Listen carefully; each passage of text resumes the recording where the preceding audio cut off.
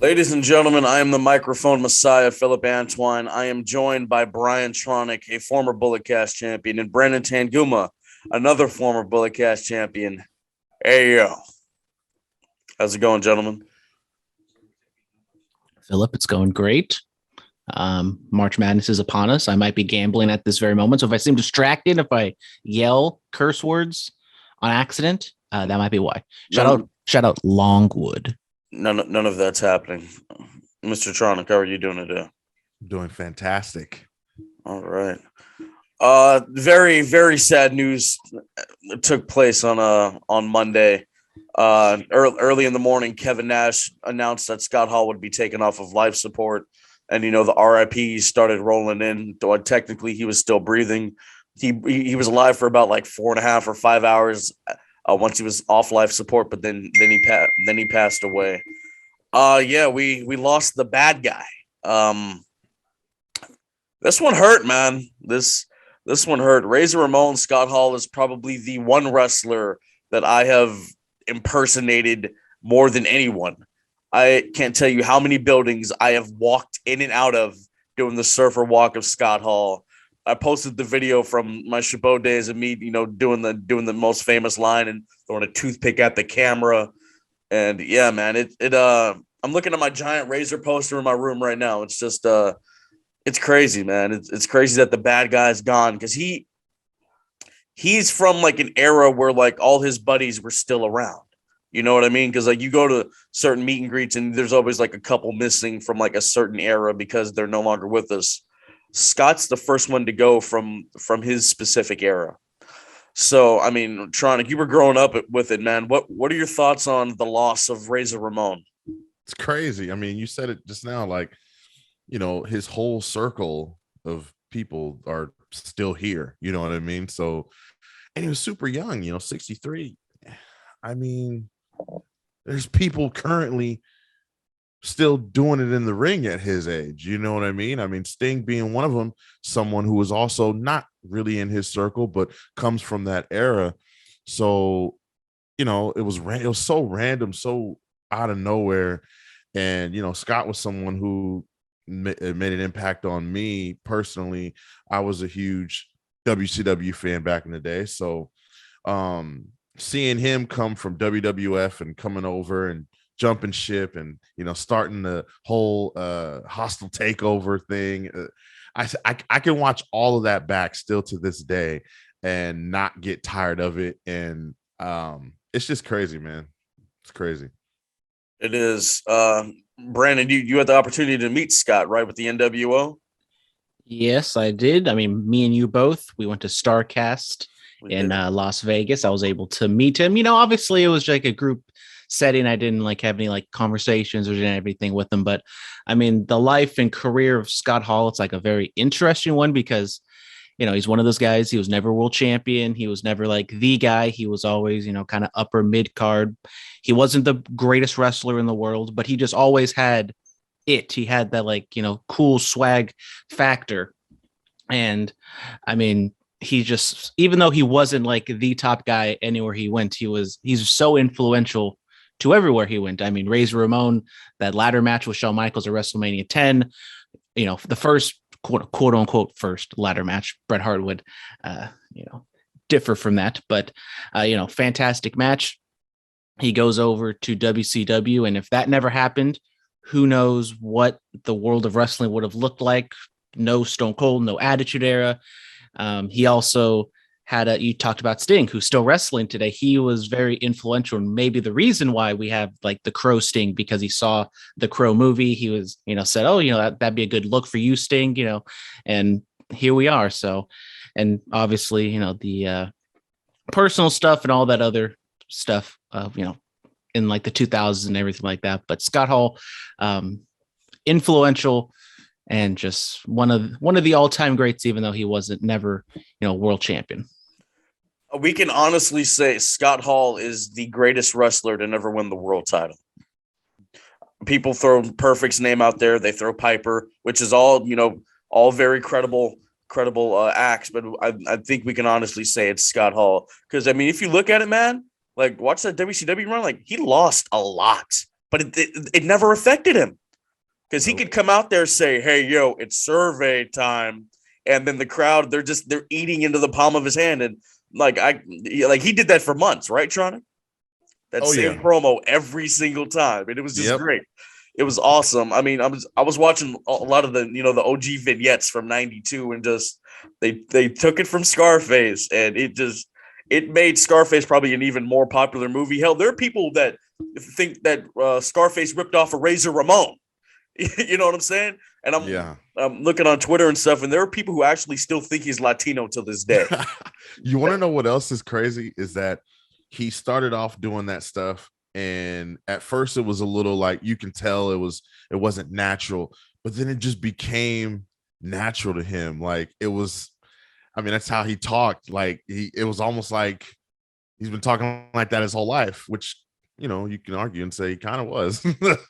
Yeah, he would sprinkle Razor in WCW every now and again with the outsiders and stuff like that. But I want to share my story with Razor when I went to StarCast. I did the single meet and greet. I posted, the tribute and the photo. Which it was amazing, cool. By the way. Thank you, man. It's just that's crazy. This one really hurt, man. Like I was more nervous to meet Scott Hall than I was to meet Shawn Michaels, and I was. Or not nervous. I guess I was more amped to meet Scott Hall than I was Shawn Michaels, and Shawn's my guy. You know what I'm saying? And I got to tell him, how much he meant to me and in my stuff. And I got to tell my little cousin, like, he's her favorite wrestler. And she's like 8 years old, and he was like, "Excuse my language." He was like, "That's fucking cool." that was dope. That was awesome. And then when we're standing on the ladder, the side I'm standing on, it's starting to go because there were some big boys up on that ladder. There were some big boys up on that ladder, and the rungs are starting to turn and they're starting to go, and I'm like, oh my god. Scott's like, "I'm not standing over there, bro. Better you than me." I'm just playing. I'm like, oh my god, this is great. Scott Hall's talking shit to me. This is awesome. And then because Brandon and I, we went to the karaoke thing, the Bill Apter karaoke thing, and then I leave that and I had met up with some dudes, and we're standing outside of Ron Funches, Get High and Watch Wrestling. And Scott, he's the only person walking down the hallway to us, and you could see like he had to kind of hobble around a little bit, all the years on the road and everything in his personal life and stuff like that. But he walked up to us. He's like, "What's going on, fellas? Too sweet at us." And then he went into the room, got a huge ass pop, and I'm like, "Damn, that's awesome, man!" To see just the admiration for the bad guy. It was super cool, man. I'm thankful I got to meet him. Thankful I got to say how much he meant to me and stuff like that. And yeah, man, get a toothpick, everybody. Throw it at somebody's face for the bad guy. Man. Oh yeah, absolutely. I've done that to people in real life. I'm just shut up. You know what I'm saying? Do we have a favorite Razor match we want to talk about? Match or moment? I'd say my favorite moment was, and I just said this recently on my Twitter. My favorite moment was when him and Nash had that interaction with Eric Bischoff at Great American Bash '96, and he's like, who are they, man? Who are they? And then Bischoff's like, "I can't tell you. I'll tell you tomorrow night on Nitro." He's like, "You can't tell us," and then bam, "You can't jerk us around." Bam, hits Eric Bischoff right in the gut, and Nash hit him with the jackknife through the stage. That was pretty awesome. It scared me. I think that's why I remember it so much, because at that moment I was like, "Yo, they're really taking over." Brandon, what about you? Well, it's kind of the basic answer, but back in the network days, back in the good old days, I kind of went through the Nitro run, kind of starting with the NWO and Scott Hall's invasion. So I would probably have to say that's my favorite. Him just jumping the barricade, just a random match between like two mid-card guys, and it's just on the screen, and then just you see Scott Hall, Razor Ramon. Well, I guess at the time, Razor Ramon just walk through the ring, or walk through the crowd, and he jumps the guardrail, does the whole promo. You know who I am. You don't know why I'm here, and that just sets in line the NWO, and then the run for WCW, which then retaliates for WWF, for the Attitude Era, and just all that stuff. That means, like, me and Phillip, we weren't around, we didn't watch the Attitude Era during that time, but still Scott Hall, Razor Ramon has like an impact into our wrestling fandom. Two impactful runs. It's crazy. I mean, obviously the ladder match with Shawn at 10, the one they had in 95 at SummerSlam, that doesn't get talked about enough. And the work he did with Bret in 93, the King of the Ring, and when he wrestled him for the title, and then like there's a Coliseum video from like a house show somewhere. It's like 92. The first match is like Undertaker and Scott Hall.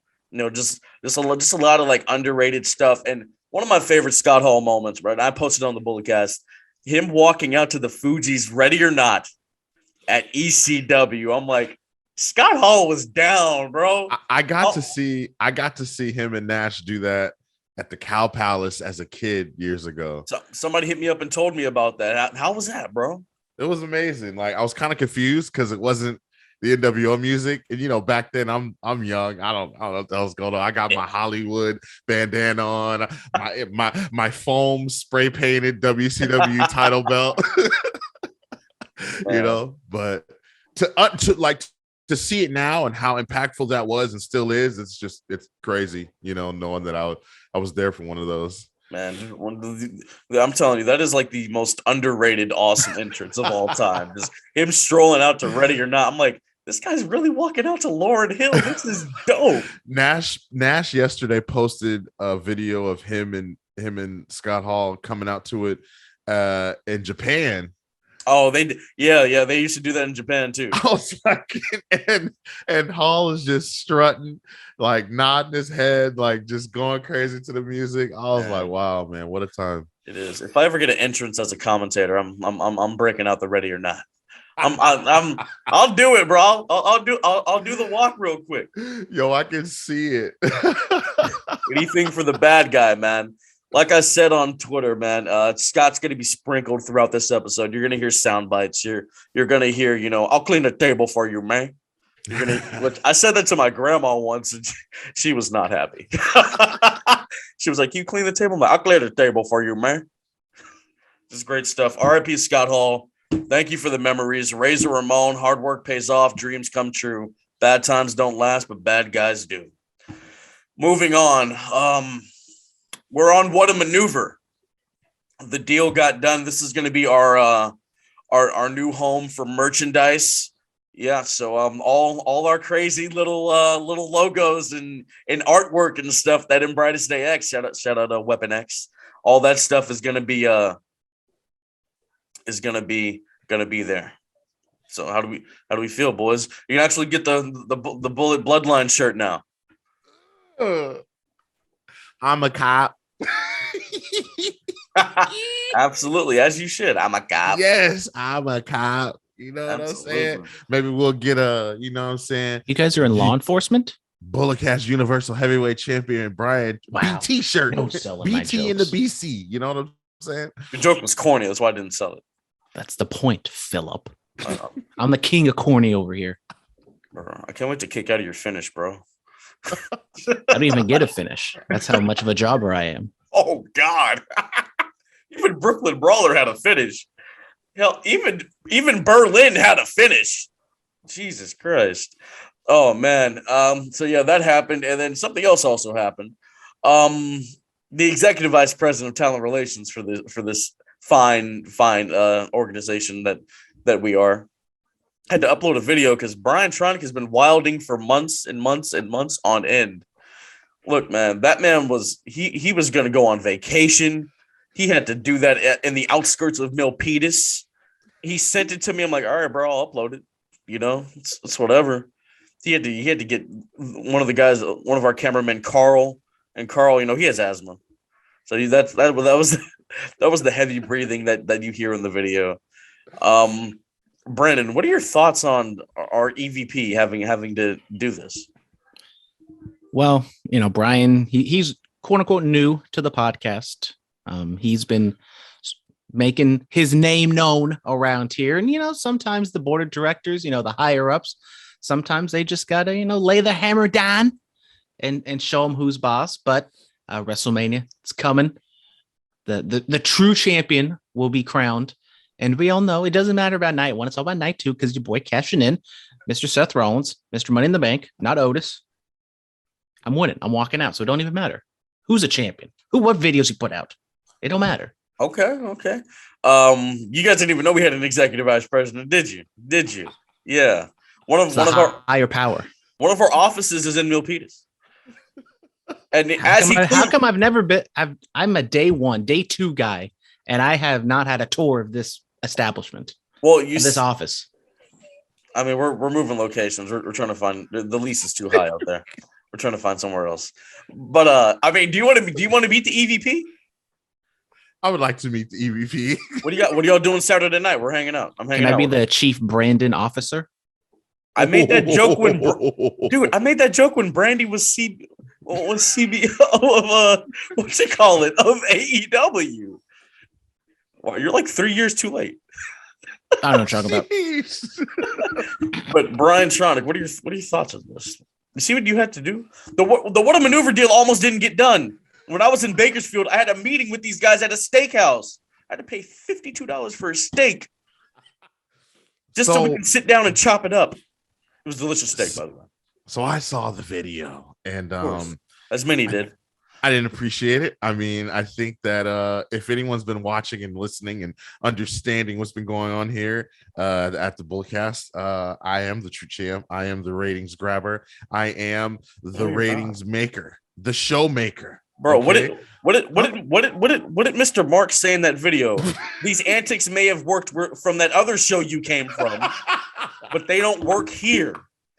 They're not antics, Phillip. They're not antics. They're facts. Like, they're not facts. I mean, ask created culture. Honestly, man, think about Charlie. Just think about Charlie. Think about your son for a second. You're constant pulling and grabbing at things that aren't real. It's going to affect your son in the long run. It's real. It's real. I really am the ratings grabber. Honestly, bro, Charlie is gonna be 35 years old one day, and he's gonna go back into a job that he doesn't work at anymore. Be like, oh no, I still work here. What do you mean? No, I'm the cashier. I'm the rightful cashier. Yeah, I sell the most candy here. That's what your son is going to be doing. Listen, because of your antics. Think about your son and stop. You could say that I was able to reveal who the EVP really is of the Bulletcast, because prior we didn't know who he was. He doesn't like to be on camera. He has a fear of being on camera. He had to swallow his pride and his fear so he could come on camera and officially announce this. You see what you did to this man? He was shaking after he told me. We FaceTimed after I got the video. I'm like, are you okay? He's like, no. He was physically shaking.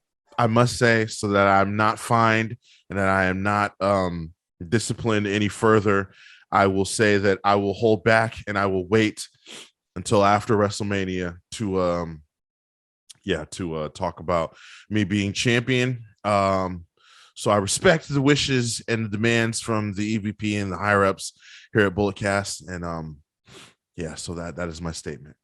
Wow, yeah. God, he tried to put the title on himself. Can you believe that? Did you guys see that on Twitter?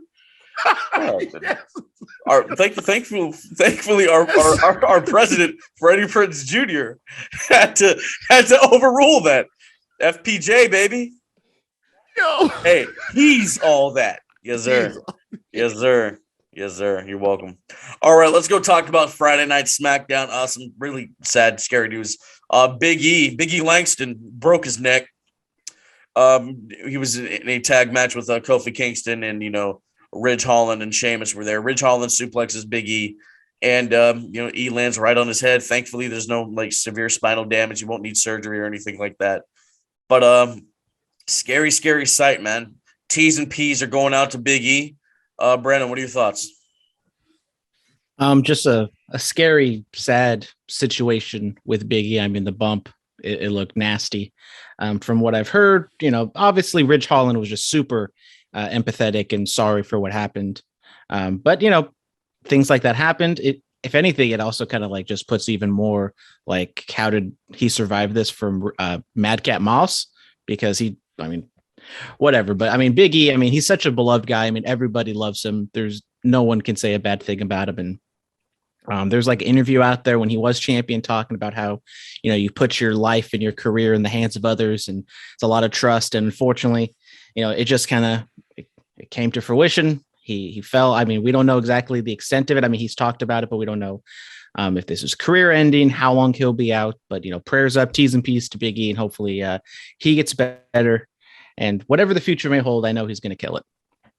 Absolutely. Brian Tronic. Yeah, it's it's a scary situation. I mean, and then when you think about, God forbid anything serious, comes to the point where he can't wrestle again. I saw that headline floating around over the last couple of days. But, even just think about like he's gonna have to get back in there, or if he gets back in there, or hell, is WWE even gonna feel comfortable letting him back in there? Now we know obviously Ciampa, he broke his neck like 3 years ago or something like that. So and he's back in there totally fine. But everyone's a little cautious nowadays, and just want to take it on the easier side. But I'm glad he's okay. I heard it's not broken, right? Like he didn't have to have surgery or anything. Yeah.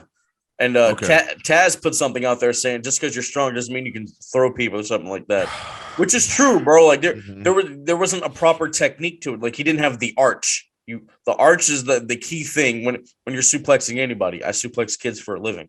And also, I mean, the fact that it was outside the ring also adds an extra thing of difficulty, because from what I've kind of learned and what it sounds like is maybe Rich Holland was kind of maybe a little bit more worried about his bump than Big E's bump, which obviously if he's doing like a full front flip when Holland's just doing like a basic back bump. So that also kind of throws into the mix of, raising the higher difficulty of this move. Has Rich ever done this before? I mean, let's be honest, I don't watch a lot of Rich Holland matches, so I can remember him doing a straight belly to belly suplex. Maybe this was the first time he's ever done this. Jesus. Maybe. That's scary. They have a new companion, Butch. What's all about the Butch? I love it. Yeah. I'm gonna say I know people were look, I'm gonna put it out right here.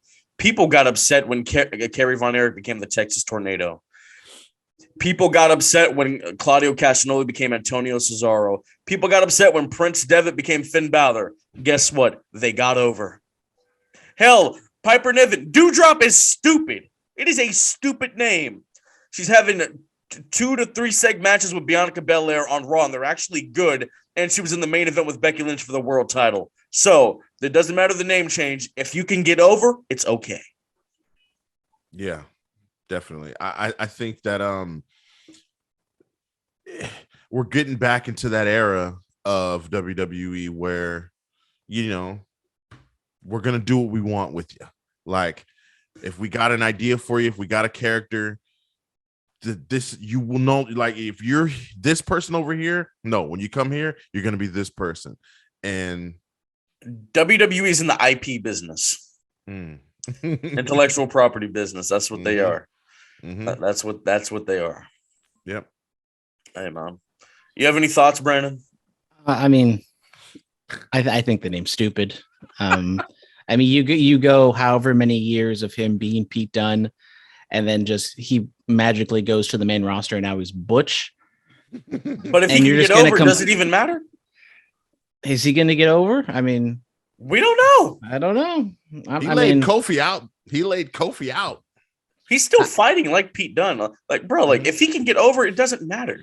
But it's just like it's just the little thing of like, why does he have to be Butch? Can't he just be Pete Dunne? Like, I understand you want to own the names, you want all these different things, and you want to make your monies, but then why didn't you just bring him in as a different name to begin with? Which, I mean, technically his real name's not even Pete Dunne, but that's the name he went on the indie scene.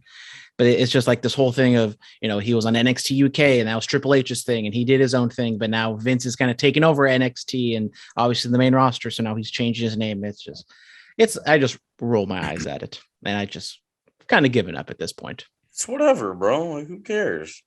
Exactly. Which is not a good thing. Like I said, the name doesn't matter if he can get over. It's just that simple.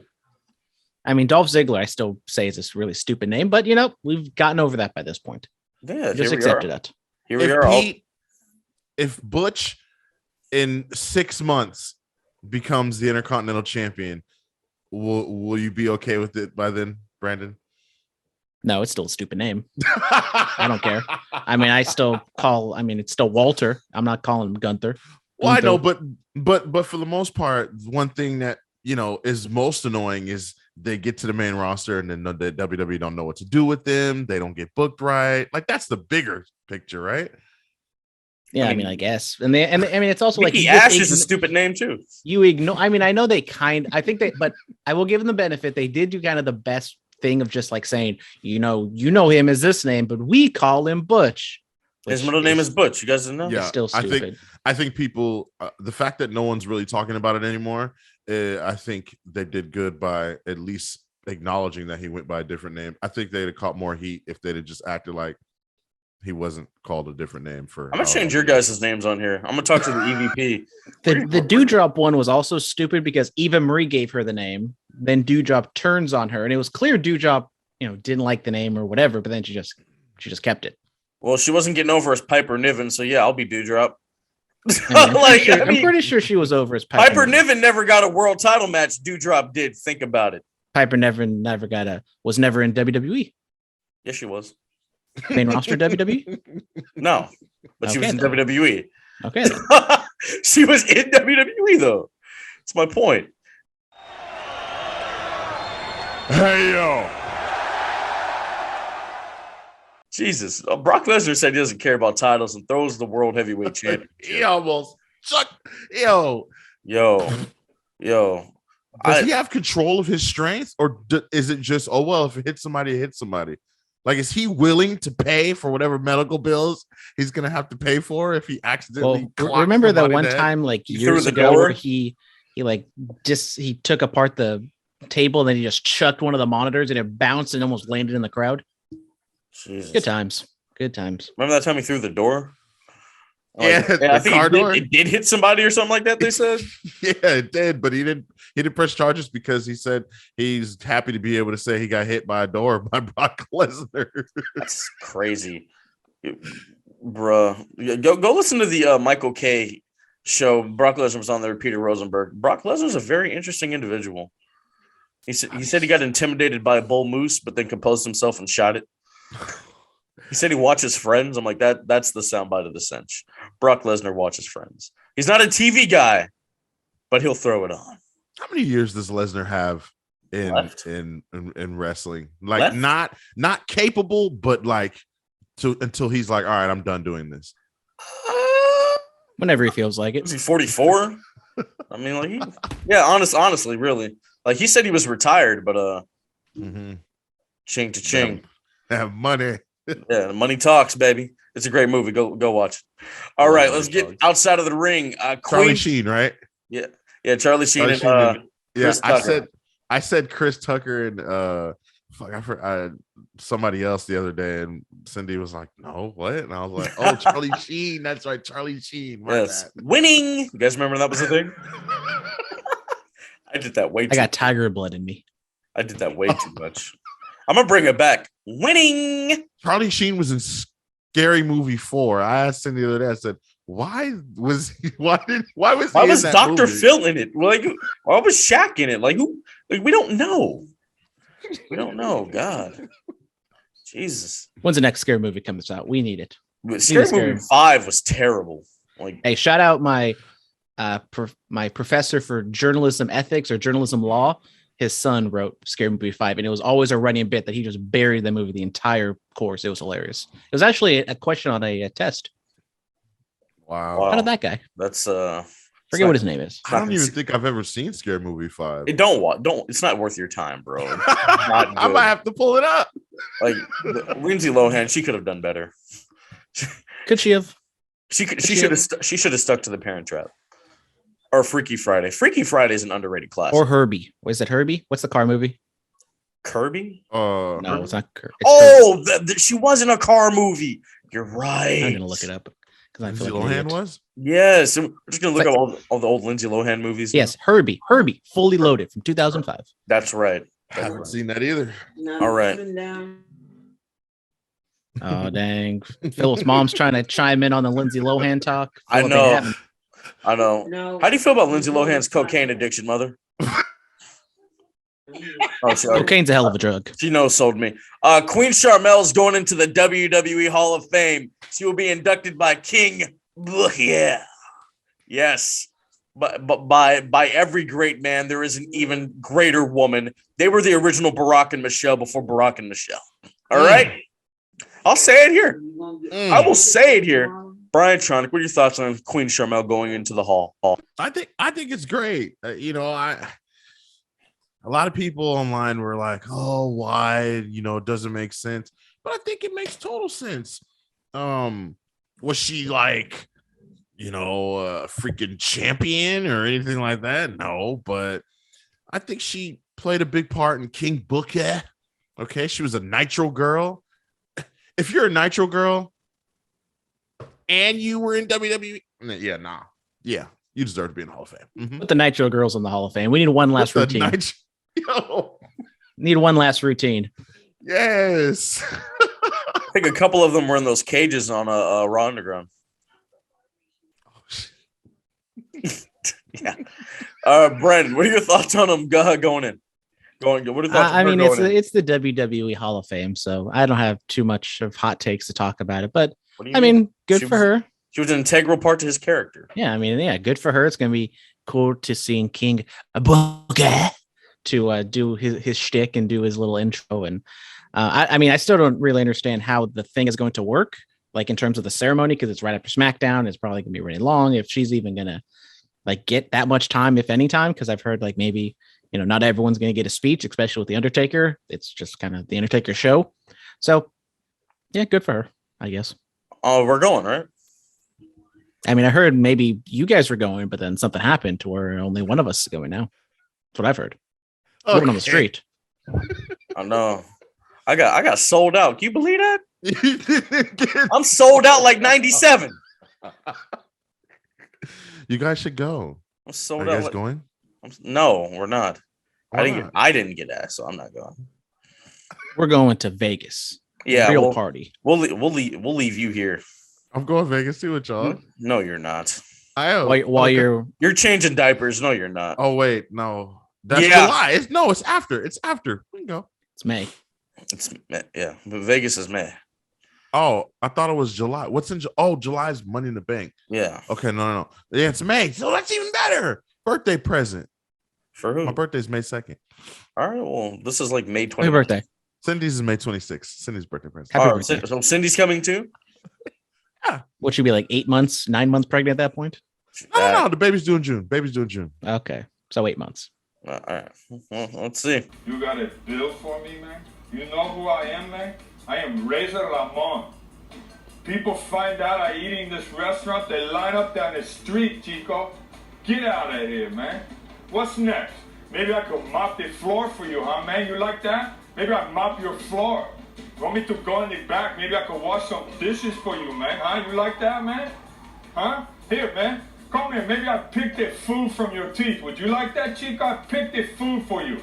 What's next, man? Huh?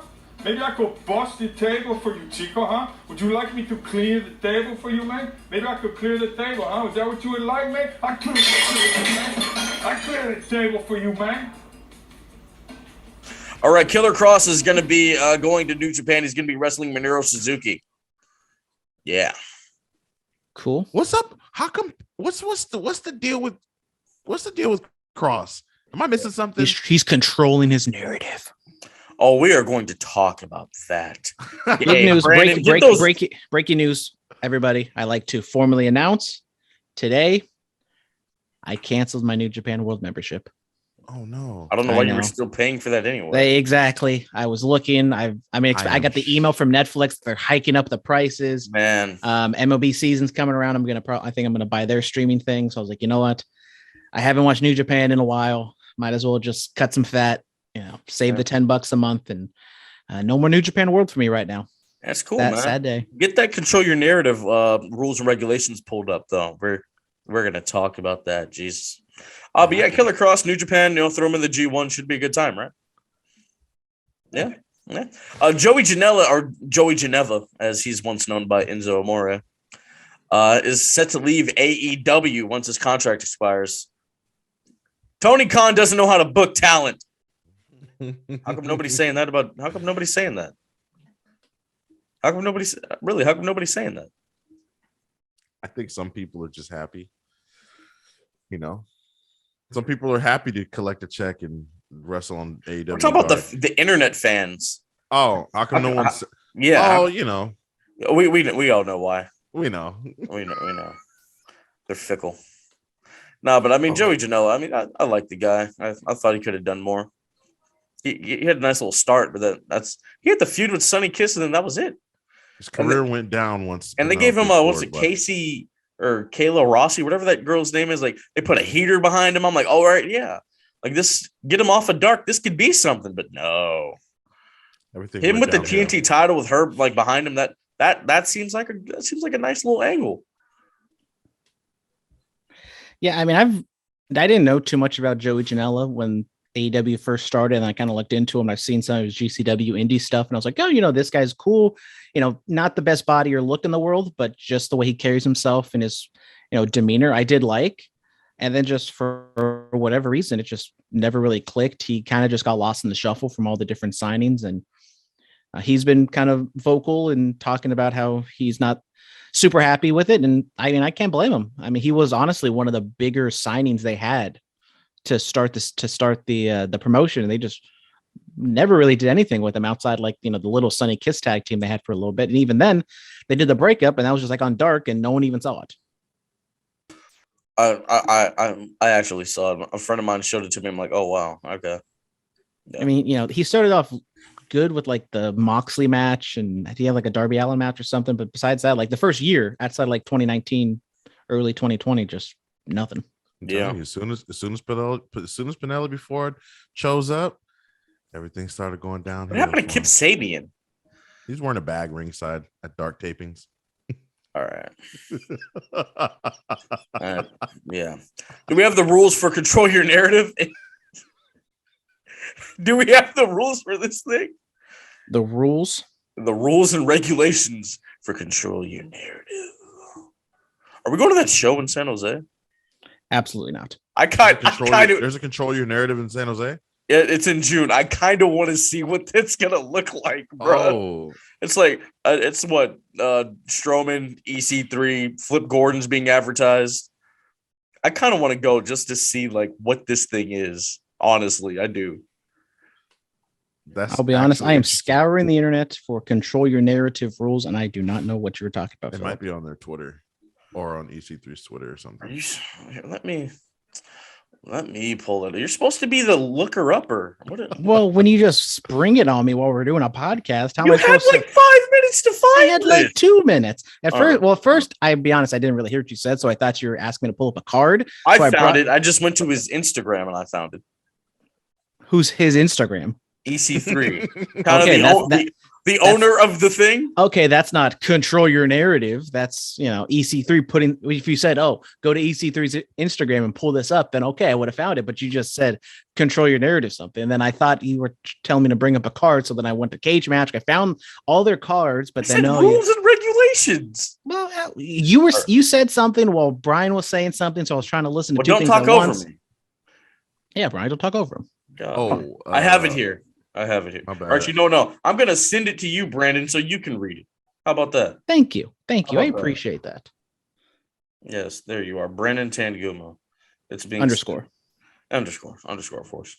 Being sent. Control your narrative rules and regulations. Number 1, you are in control. Number 2, you are in control! Exclamation point. Number 3. Fights end when you tap out, get knocked out, can't stand or quit. Sanctioned matches can end via pinfall. Pinfall is 2 words, not 1. 4, standard professional wrestling rules apply for sanctioned matches. Chaos ensues in the project pit. No hashtag super kicks. No hashtag tope suicidas. No hashtag Canadian destroyers.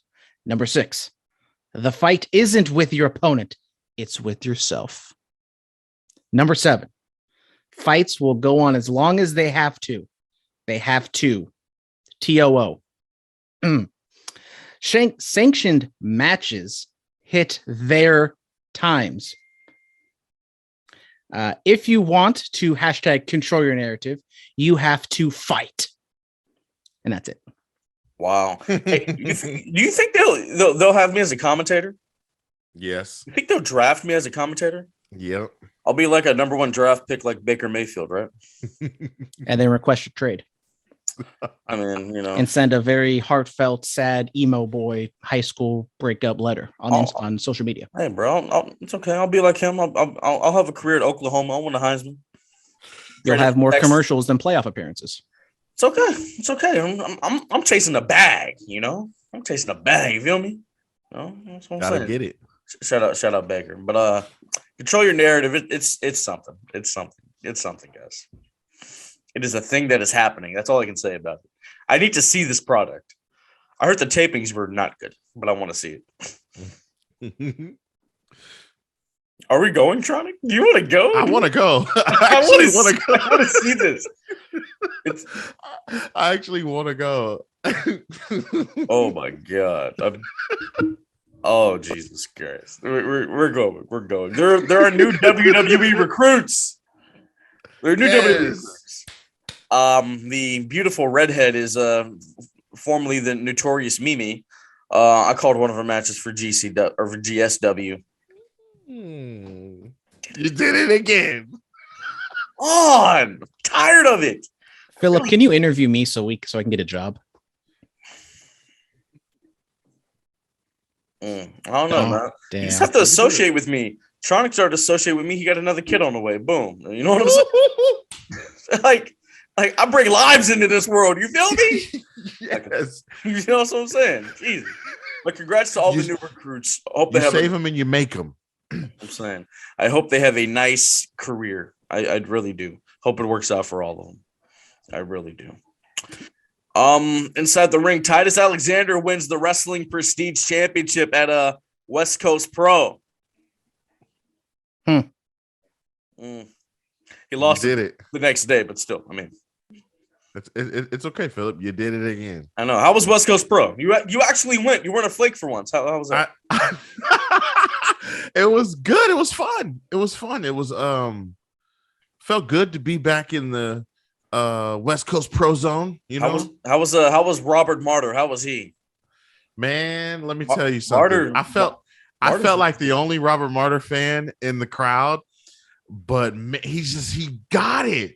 Dude, he just turned 21. Like he gets it, bro. Heat magnet. He's been wrestling since he was 14. That's crazy. Go check out the interview I did with him. You got something, Phillip. You know how to pick him. I know. Jacob Fatu won the West Coast Pro title. That's right. Wonder who he hangs out with sometimes. They were fighting all over. Had to move some chairs around. Bro, that got a that scared. Dive when he landed on the chairs. I saw that clip he posted. I was like, oh my God. Yeah. I wish I was there, bro. I hate my life. I bought tickets for Ill Mannered though. Oh. Yeah. Brandon, buy your ticket now. Well, the way my bank account's set up takes a couple days to get from my check-ins to my savings. Oh, right. Buy a ticket right now. Who's on the card? Thatcher, Brandon's gym buddy. Stairmaster buddy, yeah. Yep. Of the former Oni Lorcan's on the card. And not doing the Stairmaster anymore. The cheat code is you have to go on the treadmill, put the elevation all the way up, and you only have to go like very slowly, like at 3, burn so many calories. So anyone out there trying to get trim and slim for summertime, there you go. That's the cardio routine. I'm an eclipse, or not an eclipse. What is it called? What's the site? Elliptical. What's the site where you buy the tickets again? Eventbrite. What's it called? Okay, I keep forgetting. New South Pro has new champions. The Gun Boys are the tag team champions, and their you dad. mean the Ass Boys. Yeah. Yes. Well, one of them's a racist, so yeah. And then Billy Gunn is their heavyweight champion. Well, good for Billy Ass and the Ass Boys. Yep. I'm an ass man. Dun, dun. Yes, I'm an ass man. I love to kiss him. Hey. I love to kick him. Okay. I'm an ass man. Underrated theme song. Underrated. You see? Come on, Brandon. Come on, give me a little bit. Come on. I'm not well versed in the Are you ass man. sniffing the ass? Is that what that was? Oh hell no! No! And you know, people hit me up about your segregated TikTok. It's not segregation. Oh, it's not. That's not what I was trying to say. No, bro. Why'd you do that? I would like to apologize. I got deep in a hole. I tried to dig myself out, and by digging myself out, I just kept digging the hole deeper. It was wild, and then Strictly for the Culture was coming after Marks for his accent. The man lives in Georgia. Leave him alone. Like, why? Why are you doing this? Stop. Beautiful. Oh my god. This day in wrestling, WrestleMania 18, Scott Hall with probably the best stunner cell of all time. What? Yesterday was Austin 316. You guys crack open a Steve Weiser? Of course, I cracked open. I had quacked open. I sound like Donald Duck out here. I had a beer. I had a mango cart. Good stuff. Had a Coors Light. I don't drink beers. You drink root beers. He's a straight edge boy. Yeah, straight edge, brother. Need that Stone Cold American Lager. Need to try. Love the IPA. I love the IPA. Yeah, the American Lager is going to be nationwide. I'm excited for that. Let's get into the fan mail. I should have read these when we did the Razor tribute. Jeez. Here we go. Oh, that's from last week. All right, here we are. Jack of all trades. R.I.P. Scott Hall. No one could have played Razor better. Oh, we know he's kicking out of everyone's finish in heaven. Rest well, bad guy. That was beautiful. Hootie Hoo 420. Hootie Hoo. I've thrown toothpicks at people just like Scott Hall. It's quite fun. Rest in peace, Mr. Hall. Your hard work paid off. You made your dream come true. Your bad times didn't last. The bad guy was too sweet. Yes. Thank you. Dan. Everything about Razor Ramon was magnificent. The music, the accent, the gear, the vignettes, literally everything. And when he jumped ship to WCW, I like so many thought that he invaded their company. I thought it was real. NWO was a formidable part of my youth. Thank you, Razor. Survey says the bad guy is going over, and there's nothing you can do about it. That's a great email. It was really powerful. All right, I know in Brightest Day X, Mr. X, he had something to say. So let's see that. Sorry, Mr. X, about all your Reds acquisitions and trades and everything. It's okay. We'll get through it together. The A's and the Reds will get it through it together because it's been a rough time for us. He says, I don't know what else I can say about the legend that is Scott Hall. He was a big part of my journey as a wrestling fan growing up. First seeing him as Razor, making being a bad guy so cool, to see him as one of the catalysts of the most exciting time in pro wrestling history with the NWO. He did so much for the business, and I wish the business could have been kinder to him as far as accolades go. Yes, he stumbled and fell and refused to go down the way that way, and came back even more influential than before. To hear all the stories of the current generation of wrestlers on the advice and kindness he bestowed upon them speaks volumes about his character. He left us far too soon, but he sure as hell left his mark on the industry. Those who performed and still perform in the ring and the hearts and minds of fans all over the world. R.I.P. Chico. We'll see you down the road. That was beautiful. Mr. X, job well done, sir. Job well done. He also says, just want to send all the best wishes to Big E and hope he can come back sooner rather than later. Hey, man, we're wishing that too. All right, let's go over to Monday Night Raw. Kevin Owens opens it up. He opens it up with a "Hey yo," talks about the KO show at WrestleMania. Then he stuns the cameraman. Nice sell by the cameraman. And then he had a match with Seth Rollins later on in the night. Winner gets a talk show at WrestleMania. KO won that. What are your thoughts on all this, Brian Tronic? Almost unnecessary, But then again, what other way are you going to build without Austin being there or showing up in some kind of way every week, So I get it. I understand it. The stunner on that cameraman, though, sold the hell out of that stunner. I would have did it better, but I would have got the full rotation of the flip. Or did his standing moonsault off the stunner?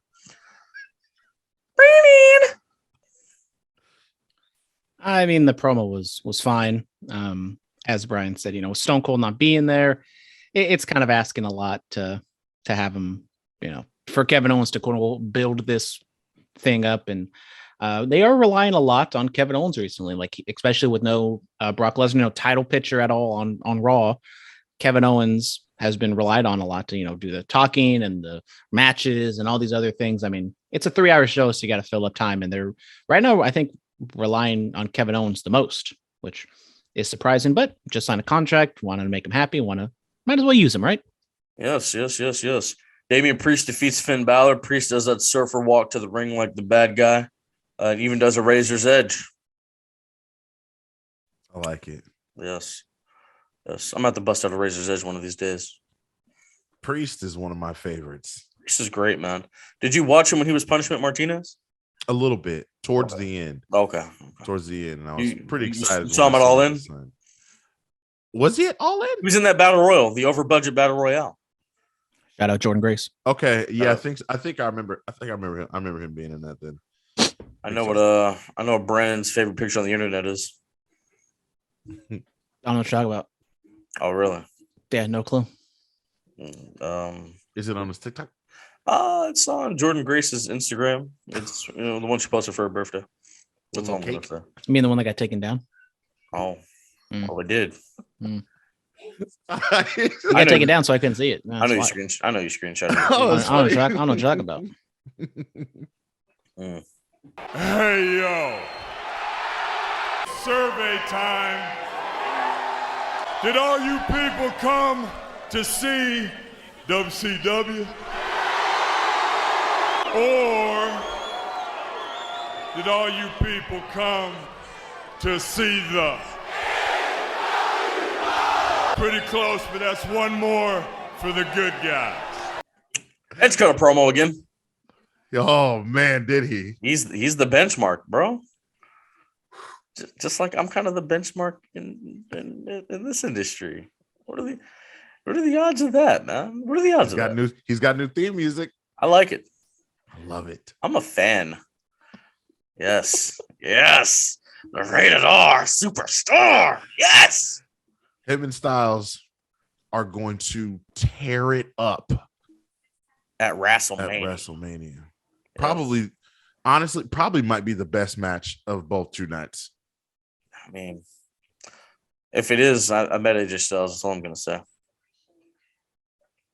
So you're the reason why AJ Styles is having this nice career renaissance at the back end of his WWE career? I didn't say that. I just said I met him. Okay. Just wanted to make that clear. Yeah. I like the Edge promo. He delivers it great. I mean, what he's saying, how he says it is fantastic. I like the music. But this turn still doesn't make a whole bunch of sense. It was just out of nowhere. And now he's all dark and brooding. So now we're just supposed to completely ignore him being a family man with Beth and the Seth Rollins stuff back in the day. And now he's just he acknowledged this. He acknowledged that in the promo. Okay, so then when he eventually turns back babyface, when he said like, "Oh, this was me all along," when he eventually turns back to being a babyface, how are we supposed to believe him and cheer him? He's the master manipulator. You'll do it anyway. I already know what they're gonna do. He's just gonna say like, "Oh, it was in the heat of the moment at WrestleMania." And we don't even know how long that's gonna be. We don't even know how long this is gonna last. Let's just enjoy this, and we'll worry about that later. Okay. Worry about it later. No, I know I'm the Debbie Downer. I'm sorry. God. Need to eat a Little Debbie. Have you guys ever had a Little Debbie? No. Little Debbie from Oakland? No, the Little Debbie cakes. Oh. Who's Little Debbie from Oakland? Yeah, what are you? What are you talking about? What are you talking about? Little Debbie, her friend. All right. Never mind. NXT 2.0. Dolph Ziggler retains the NXT title against LA Knight. Yeah. Hottest show. And they got the A champ because Mello don't miss. Mello is money. Sent Pete packing to a different brand and made him change his name. Come on. Would he lose his title to an outsider? No. The A champ would never. Come on, man. Book him to the moon. Put the NXT title on him already. Come on, bro. Let's stop playing. The last ever cruiserweight champion in company history is going to be Carmelo Hayes. Brian, talk about main event Melo. Listen, Carmelo Hayes with Trick Williams alongside him, I think is being slept on. It is being under-talked about, underappreciated. I hope I said that right. I said that right, Brandon? Underappreciated. I believe that Carmelo Hayes is going to be a huge, huge part of the future in WWE. But right now, let's just focus on NXT 2.0. You know what? We don't have to rush him and Braun Breaker and, a lot of these young. We don't have to. There's no need to rush them to the main roster. Let them marinate. Let them become their own. Carmelo Hayes, the A-Champ, he is his own. He is him. He says it every week, and he proves it every week. That's the difference. He doesn't just say it. He proves it. He goes out there. He's shown Pete Dunne. He's shown everybody that he is him. He is the A-Champion. Of course he is. And he's so much the A-Champion. He got to pick who he wanted to compete in qualifying matches. You know what? I'm gonna talk to the EVP. Man, what if I could do that? What if I could do that? Might have to change WrestleMania all up. Wait, no. I might. I know Huey misses being champion. I might have to be like, oh, really? You want this? Come get it, huh? Who? Charlie want a shot? Bring him on. Yeah. Bring on little man. Yeah. Bring on little man. Roll him up. I'm gonna crush his spirits, but bring him on. Because if he wins, I'll roll him up for the 1, 2, 3, just like the 24/7 championship. Well, that's not what this title is. Hold on. We don't do that with this one. Nothing but 5-star classics out here. But we don't. My bad. This is a sacred championship. Hashtag no super kicks. Hashtag no tope suicidas. Hashtag no Canadian destroyers. Man, hey, control my narrative. All right, bro. Like I don't know why you would do that. This title is important. It is the epicenter of our business. You're right. God, the same way Brady and LeBron look at Super Bowl and NBA rings and trophies is the same way I look at this championship. You're right. God. Okay. Yeah. Okay. Oh, can I say something? What's her name? There's so many of them. Like now, you're losing track. There's so Nikita good. Lyons. No, not Nikita Lyons. Yam Yam Bigelow. Yeah. Hey, last week's episode was wild. Damn, what the hell's her name? Wendy Chu? Tiffany Stratton. Tiffany Stratton. Last legend. Hey, Tiffany can go. Oh, really? Okay. She can go. She's proven it every week. And listen, I know there's a lot of Saray fans out there, okay? But listen, I'm sorry, she's gonna have to take the L. She's gonna have to, Are you doing the Beyonce? Put a ring on it. Yeah. Briggs and Josh Briggs and Jensen, Fallon Henley. What an opportunity they got to be a part of a moment with Legado del Fantasma and the Mysterios. Mysterios are popping up on 2.0. Being able to mix in your main roster guys. This is the most pop culture show WWE has, bro. Man, TMZ picked up on the little makeout session that Persia Parada had with Duke Hudson and then Indy and Dexter. TMZ is lit. This is what we're doing. Let's talk about some AEW Dynamite. Thunder Rosa finally captured the women's championship, And another person who tore it up in the Bay is living out the dream. That's what's up, man. Happy for Thunder Rosa. Almost a year to the day of when she had that lights out match with Britt Baker. I mean, there were tacks, there were chairs, both women were bloody. Yeah. I don't like one thing that irritated me about the match was Britt Baker no selling being power bombed on the thumbtacks. I get that your instinct is to get up and roll away from those thumbtacks, right? But she got up, rolled out of the ring, grabbed a chair, and then hit Thunder Rosa immediately after that. And so it was kind of like, huh? The Queen wouldn't do that. The Queen would do that, actually. Now that I think about it. No. The Queen ain't taking no tack bump. What are you talking about? I know. She's better than that. When's is Jericho the last tack bump we've had in WWE? Probably, yeah. Or the way to go out. Good times. Yeah. The Ambrose Asylum. Oh, yeah. Oh, jeez. Yeah. Woo! Shout out Mitch. Shout out Mitch. Mitch was my man. He was my man. Mitch the potted plant, R.I.P. Yeah. Oh. But congrats to Thunder Rosa, right? Absolutely. Yeah, I mean, happy she won. I mean, we've been saying this for almost a year now at this point that she needs to be the one to beat Britt Baker for the title. The match, I mean, I'm still kind of going back and forth. Like, I thought it was gruesome. I thought both women, they were over. The crowd was behind them. I did feel like they was like kind of sloppy at points, but yes, thank you, Brandon. I mean, yeah, there was like even like what Brian just said, like it seemed like they were just kind of doing a spot, kind of meandering around, doing the next spot. But like the near falls and the crowd kind of, I think, elevated the match a little bit. Still say lights out match was better, which it's going to be hard to top that match. But I did have kind of higher expectations for this match, honestly. There was a lot of talking. Like, I know that happens, that goes on, right? But like, it was noticeable a lot in this match. Like you said, Brandon, it was like, boom, all right, boom, we do this one. Okay, come on, let's come over here and now let's do this one. Okay, now let's come over here and now let's do this one. Oh, okay, sit up here. I'm gonna set these chairs up real quick.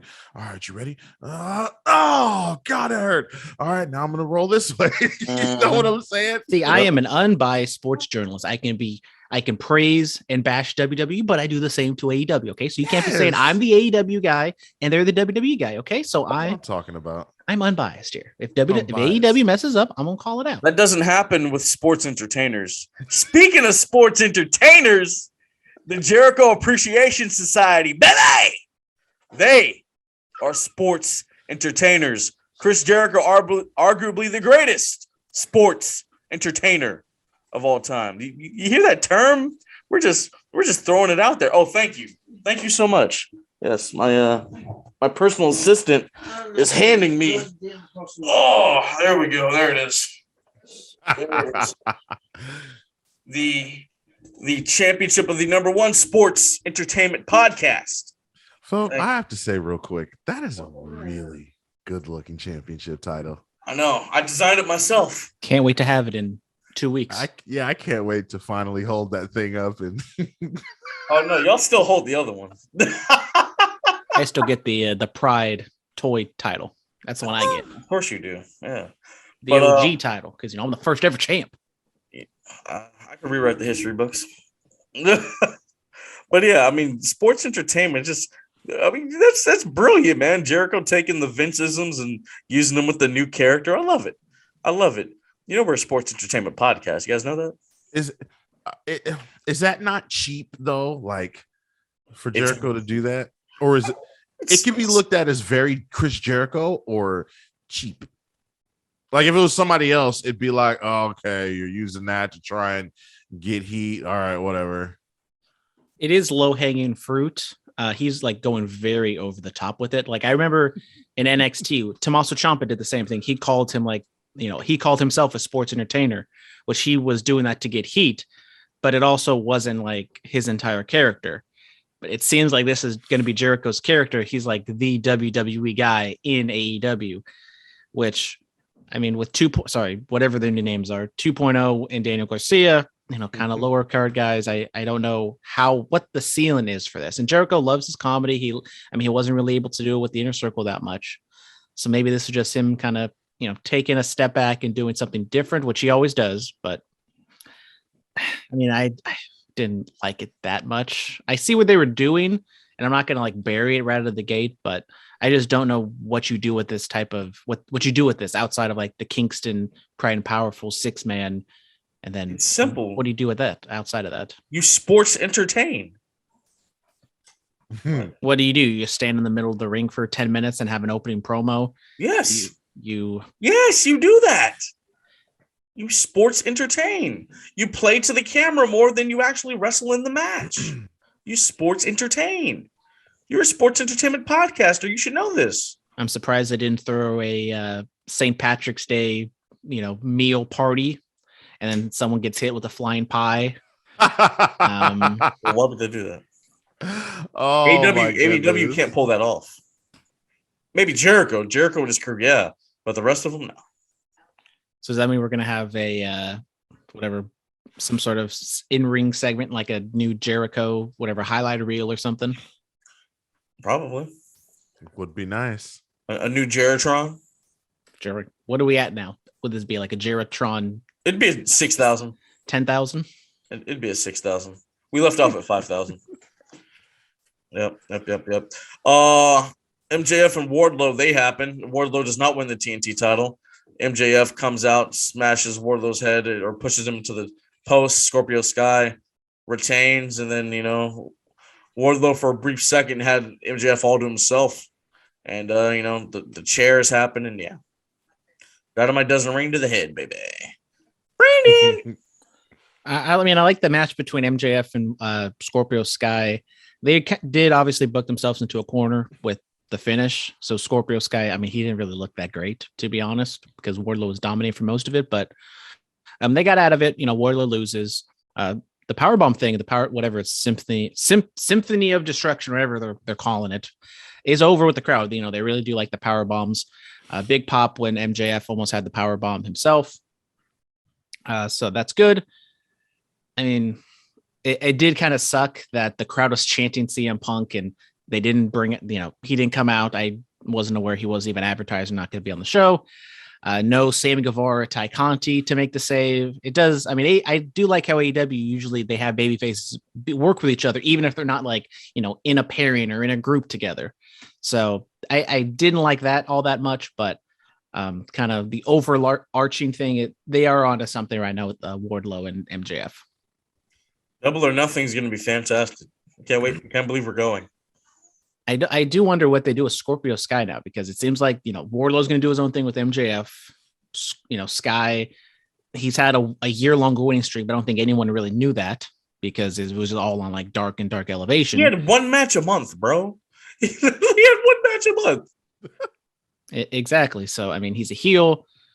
He can face off the middle card guys. Darby kind of been there, done that, honestly. So do you go after Keith? If this ends up being the way Keith Lee gets a title, I guess I'm fine with that. Or call up a lot of the guys you have performing on Dark Elevation, a few of them, and have them feud with. I see Dante Martin getting thrown in there for a quick second. Matt Sydal, whatever he's doing. Yeah. Tony Nese. Ray Phoenix when he comes back. Swerve. Swerve would be nice. Yeah. I think that'd be cool. Give Ricky Starks a real title. Hey. The FTW is a championship. The FTW title is a real title. It's not recognized by the board, but it's still a real title. Yeah. How dare you? I'm just saying. How dare you? How you gonna talk about Starks like that? Ricky Starks, the FTW champion. Ricky Starks, Buckle up. Oh my god. Yeah. Technique with Taz. Yeah. And then when he sings to buckle up. When he sings Ruby Soho's theme. Yes. That's something fun. So the former Undisputed Era defeats Jurassic Express and Hangman Adam Page. Kyle O'Reilly on Jungle Boy, big deal. Kyle O'Reilly still has the Undisputed Era championship celebration in WWE 2K22. I did GMO with Charlie last night, and I made Kyle O'Reilly the WWE champion on my show, and he came out throwing up the UE and. So I play GM mode. Why can't you have secondary titles? Yeah, that's that's stupid. I'm it's like, bad. so I can only have a woman's title and a heavyweight title. Mhm. Okay, I got my ass kicked by NXT UK for like the whole time. Yep. I'm like, I'm putting on great matches. For some reason, Jimmy Uso and Edge just had this great rivalry. Jimmy Uso was the WWE champion. It was weird, bro. You only get that, like, they give you number 1 or number 2 based on the fans, like not how good the matches are. That's crazy. Then I should have been number 1 because they loved my feud. They loved my feud. But if you had 1,000 less fans than the other brand's always going to be number 1. That's crazy. That's stupid. I was making good money, man. You know why I made so much money? I kept running in that gym for like 10 of the weeks. Yeah. And then I finally went to a bigger arena. Mm-hmm. That's the key. That's the key, man. Oh God. I was trying to tell Charlie, don't spend all your money on Thunderdome yet. See, WWE games teach you financial freedom, guys. So you're telling me high school kids should just play WWE 2K if they want a nice economic lesson? Yes, bro. Like what you're learning in high school isn't really going to help you. Yeah, you don't need to know the quadratic equation. No, you don't. You don't. Letters and math isn't going to help you. I mean, reading and writing probably should help you, but I mean, reading and writing, yes, absolutely. But I'm talking about like the other stuff. You know what I mean? Yeah, I mean, like I wish I just know, like, you know, I wish I had like a tax course. I wish I had like a tax course in high school. You know what I'm saying? Everybody do your taxes. We don't want the IRS coming after you. Beethoven's not going to help me. You know what I'm saying? The Great Gatsby wasn't going to help me in life. Never did read The Great Gatsby. You know what I'm saying? Like, did you watch the movie? The movie's fine. Mice and Men. I like Mice and Men. That's a good book. Back to wrestling. So yeah, the 6-man happened. It did happen. Open the show. You know, good action. What you would expect.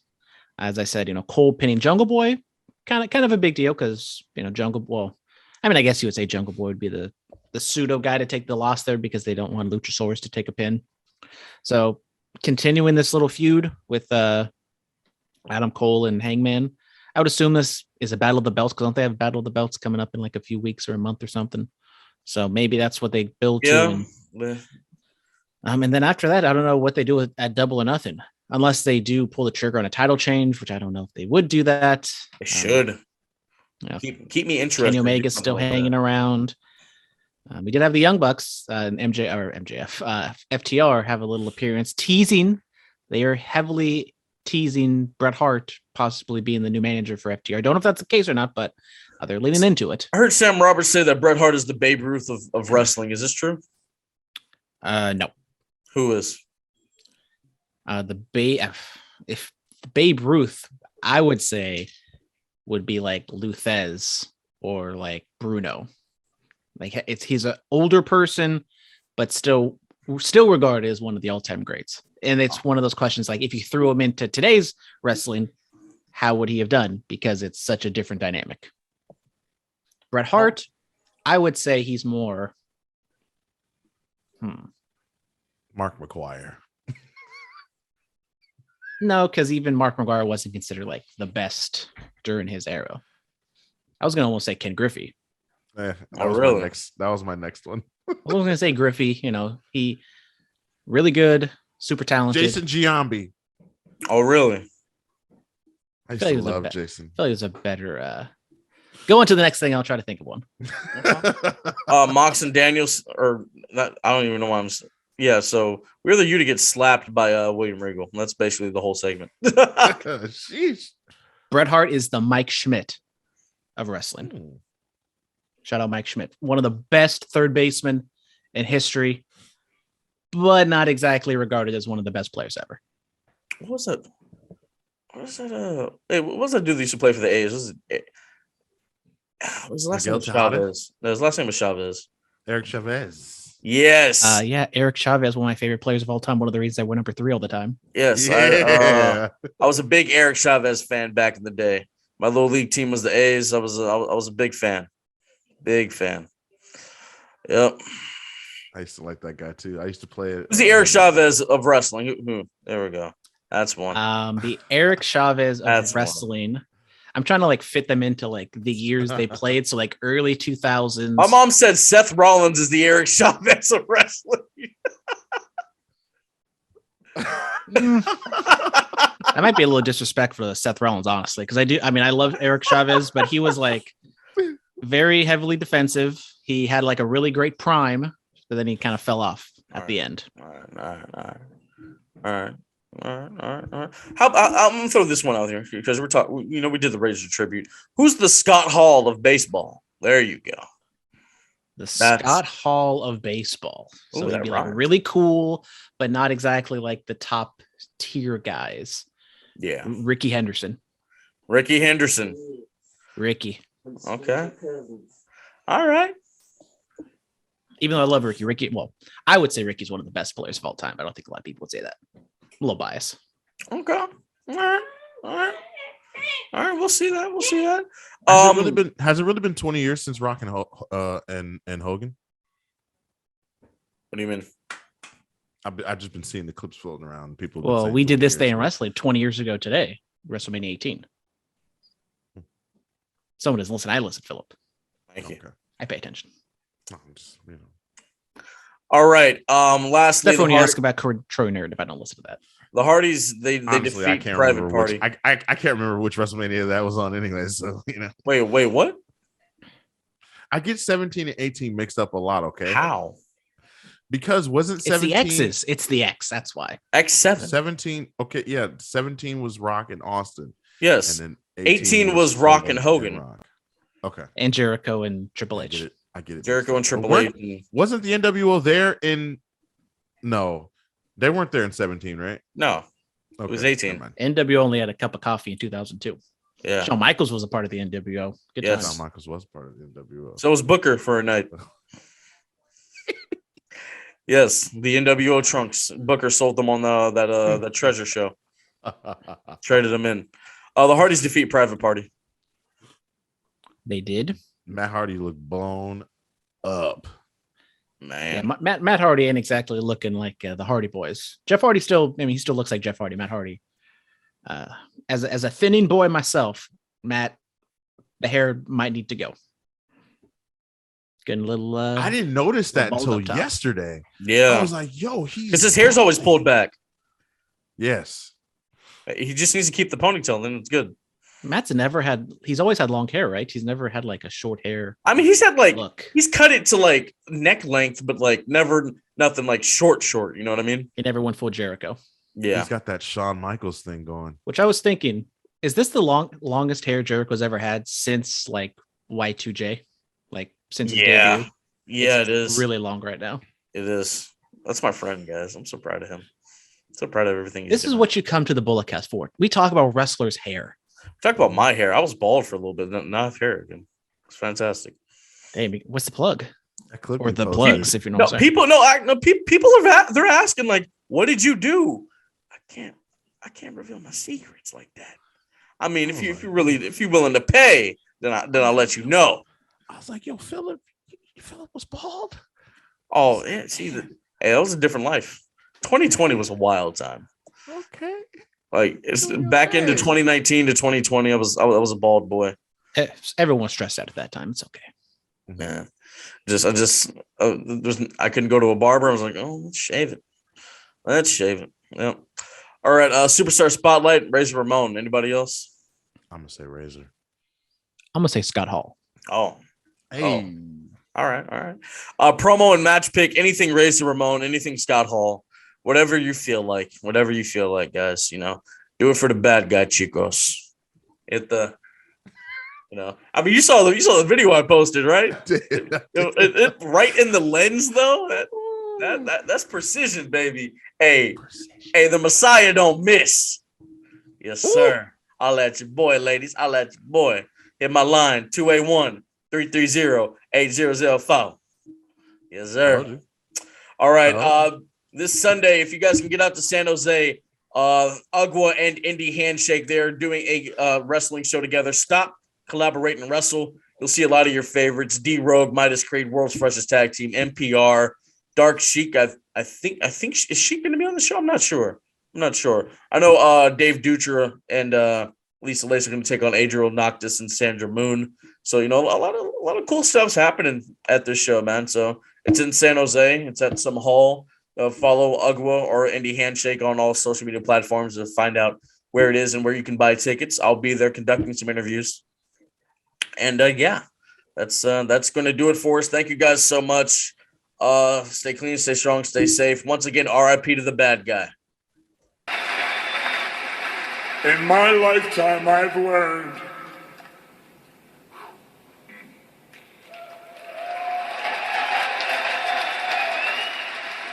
hard work pays off.